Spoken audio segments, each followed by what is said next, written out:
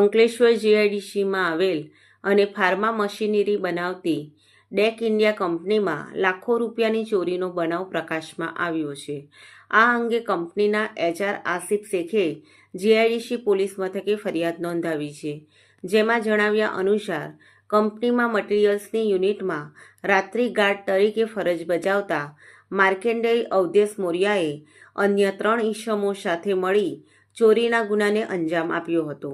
Security ગાર્ડે production એરિયાના શટરનું લોક ખોલી અંદરથી મશીનરીનો ₹6,51,000ના સામાનની ચોરી કરી ફરાર થઈ ગયા હતા.